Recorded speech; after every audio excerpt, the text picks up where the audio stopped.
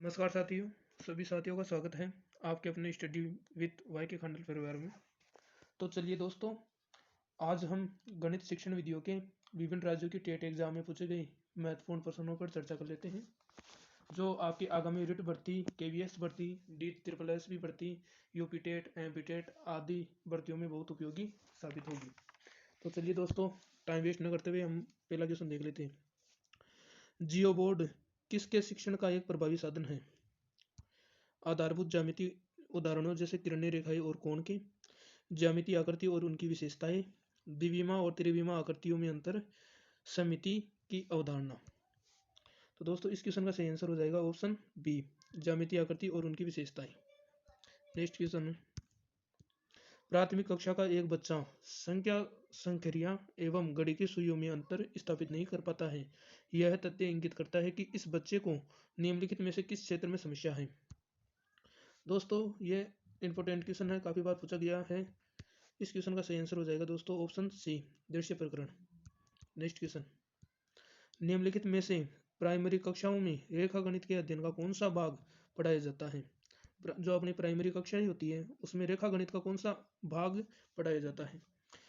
Option है औपचारिक रेखा गणित, अनौपचारिक रेखा गणित, ए और बी दोनों, या इनमें से कोई नहीं। दोस्तों, इस क्वेश्चन का सही आंसर हो जाएगा ऑप्शन बी, अनौपचारिक रेखा गणित।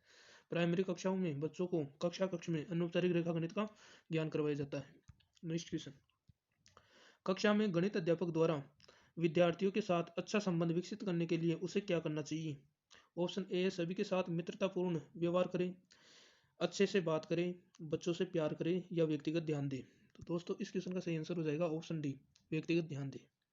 नेक्स्ट क्वेश्चन देख लेते हैं दोस्तों मैं जितने भी क्वेश्चन करवा रहा हूँ वो प्रीवियस जो पिछली जो टेट एग्जाम होती है, जैसे UP TET, MP TET, H TET, सभी एग्जामों में पूछे गए क्वेश्चन है दोस्तों, उन्हीं का ही सार संग्रह लेकर आया हूँ मैं। नेक्स्ट क्वेश्चन है, आंकड़ों के विश्लेषण संबंधित विद्यार्थी की समझ का आकलन करने के लिए सर्वाधिक उचित रूपात्मक कार्य है? वर्ग पहली, सर्वेक्षण आधारित परियोजना, प्रश्नोत्तरी, या भूमिका निर्वाह। दोस्तों, इस क्वेश्चन का सही आंसर हो जाएगा ऑप्शन बी, सर्वेक्षण आधारित परियोजना। नेक्स्ट क्वेश्चन है दोस्तों, एनसीएफ 2005 के अनुसार गणित शिक्षण होना चाहिए, अर्थात एनसीएफ 2005 का जो उद्देश्य होता है गणित शिक्षण के लिए, जो उद्देश्य है वह क्या है? बाल केंद्रित, शिक्षक केंद्रित, पाठ्यपुस्तक केंद्रित, या यह सभी? तो दोस्तों, इस क्वेश्चन का सही आंसर हो जाएगा ऑप्शन ए, बाल केंद्रित। नेक्स्ट क्वेश्चन, मूल्यांकन किया जाता है उपलब्धि की जांच कराने के लिए, अस्पष्ट अवधारणाओं का पता लगाने के लिए, कक्षा में प्रोन्नति के लिए, प्रतियोगिता की भावना जागृत करने के लिए। तो दोस्तों, मूल्यांकन किया जाता है किस चीज़ के लिए किया जाता है?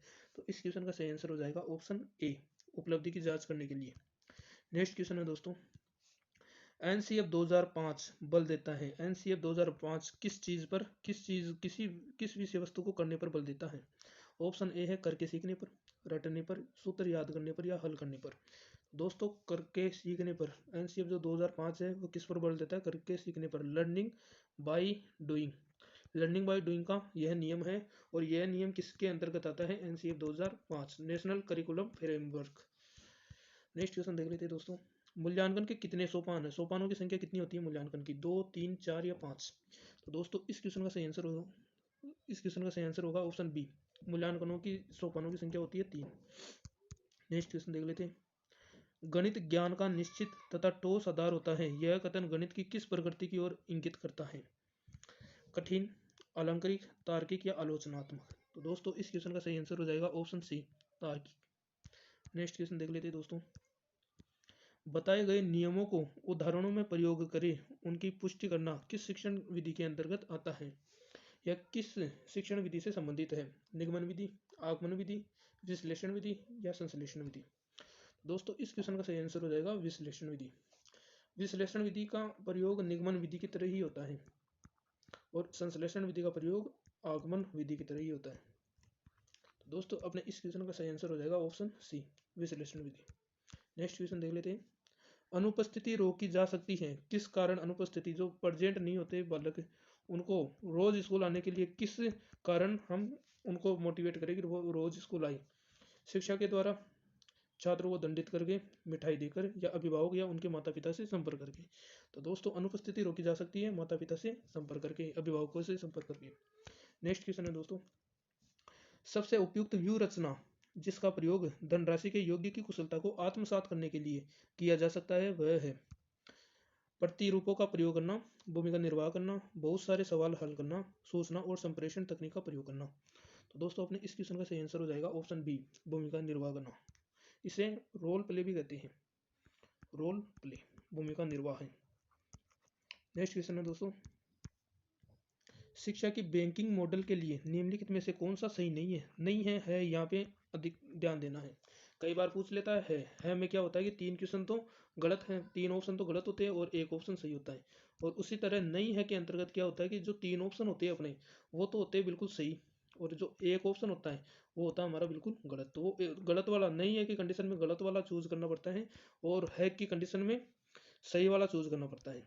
तो दोस्तों इसके अंदर पूछा गया है नहीं है, शिक्षा की बैंकिंग मॉडल के लिए निम्नलिखित में से कौन सा सही नहीं है? यह विद्यार्थी को जानकारी देता है, यह विद्यार्थियों को ज्ञान देता है, यह विद्यार्थियों में कौशल विकसित करता है, यह विद्यार्थियों को समझ देता है। तो दोस्तों अपने इस क्वेश्चन का सही आंसर हो जाएगा ऑप्शन डी, यह विद्यार्थियों को क्या देता है? समझ, अंडरस्टैंडिंग। नेक्स्ट क्वेश्चन देख लेते हैं दोस्तों, बच्चों में गोलाई की अवधारणा धीरे धीरे विकसित होती है। गोलाई की जो अवधारणा होती है, जैसे ये है वृत्त, इसकी अवधारणा धीरे धीरे कैसे विकसित होती है बच्चों के अंदर? विशिष्टीकरण से, अमूर्त से मूर्त, व्यापीकरण, या इनमें से कोई नहीं। तो दोस्तों इस क्वेश्चन का सही आंसर हो जाएगा बी, अमूर्त से मूर्त। अब गोल अमूर्त से मूर्त क्या होता है कि जैसे हमें पता है कि वृत्त, अब वृत्त का आकार हमें पता है, अर्थात अमूर्त ज्ञान है। अब इस अमूर्त ज्ञान को यदि मैं गोले के रूप में प्रकट करूँ तो ये ज्ञान हो जाएगा मूर्त। तो बच्चों में गोलाई की अवधारणा धीरे धीरे विकसित होती है अमूर्त से मूर्त की ओर, अर्थात ये निगमन विधि हो गई, अमूर्त से मूर्त। नेक्स्ट क्वेश्चन देख लेते हैं दोस्तों, बीजगणित सूत्र का अधिगम है, विशिष्टीकरण, व्यक्तिकरण, अमूर्तकरण, या इनमें से कोई नहीं। तो दोस्तों इस क्वेश्चन का सही आंसर हो जाएगा ऑप्शन बी, व्यक्तिकरण। नेक्स्ट क्वेश्चन, अमूर्त गणित के अधिगम का प्रथम चरण प्रारंभ होता है। प्रथम चरण कहाँ से प्रारंभ होता है? प्राथमिक स्तर से, माध्यमिक स्तर से, उच्चतर माध्यमिक स्तर से, या इनमें से कोई नहीं। तो दोस्तों इस क्वेश्चन का सही आंसर हो जाएगा ऑप्शन ए, प्राथमिक स्तर से।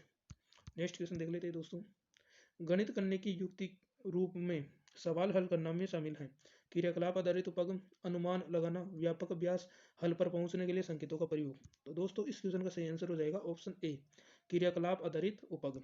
नेक्स्ट क्वेश्चन देख लेते हैं दोस्तों, निम्नलिखित में से कौन सी विश्लेषण विधि से संबंधित है? ज्ञान का समग्र रूप, ज्ञान संबंधित सूत्र का प्रतिपादन, ज्ञान का विखंडन, ज्ञान संबंधित सूत्र का प्रयोग। दोस्तों इस क्वेश्चन का सही आंसर हो जाएगा ऑप्शन सी, ज्ञान का विखंडन। विखंडन, वी से विखंडन, और वी से क्या हो गया अपना विश्लेषण विधि। ऐसे भी आप याद रख सकते हो इसको, ये होते हैं टैग वर्ड, टैग वर्ड को हमें पहचानना पड़ता है।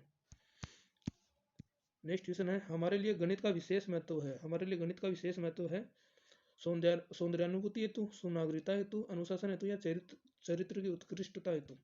तो इस क्वेश्चन का सही आंसर हो जाएगा ऑप्शन सी, अनुशासन हेतु। तो दोस्तों आज आपके लिए 20 क्वेश्चन हैं, और हर डे गणित शिक्षण विधि, हिंदी शिक्षण विधि, और ईवीएस की जो शिक्षण विधि है, इन तीनों में से किसी एक विषय पर 20 से 30 क्वेश्चन की मैं सीरीज लेकर आऊँगा। आप हमारा प्रयास कैसा लग रहा है, आप अपने विचार कमेंट बॉक्स में कमेंट करके हमें बताइए। और वीडियो को यदि पसंद आया वीडियो तो लाइक, शेयर एंड सब्सक्राइब जरूर करें दोस्तों। धन्यवाद दोस्तों।